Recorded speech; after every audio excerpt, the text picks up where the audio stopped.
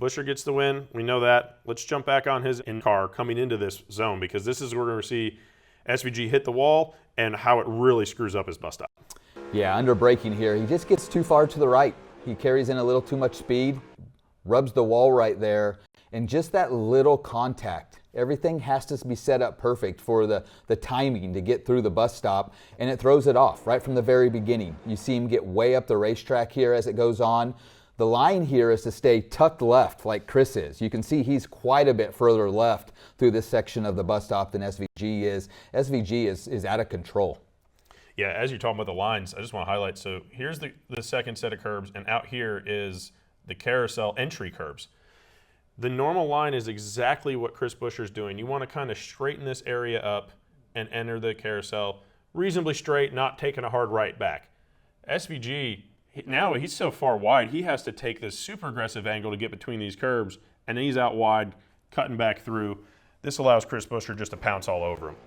Yeah, SVG's checking up his car to get back on line, and he's out of control here. You can see his wheels moving to the left. He is loose. Chris isn't really trying to run in the back of him that much. He's just trying to go underneath him. He's trying to cross him over. And SVG, like we talked about earlier when we first watched this, Travis, SVG might not be trying to pinch him off. He's just out of control, and he's going wherever his car will take him, trying to carry as much speed to keep at least Chris next to him. He thinks, if I can at least keep him next to him off the carousel, I might have a shot to win this race.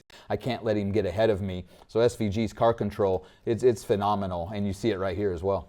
We want to break down a little bit more of a data approach on that bus stop and what SVG did different going into there besides just hitting the wall.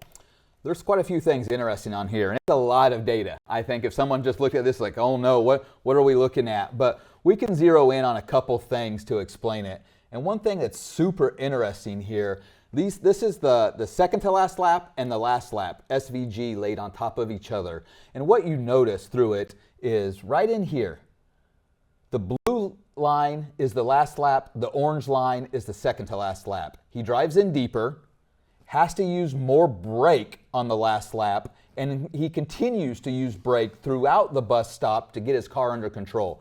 That's not the way to go fast. You want to get off the brake pedal, let your car roll. There were a lot of things going on there that the data shows the bus stop was an out of control moment for the 16.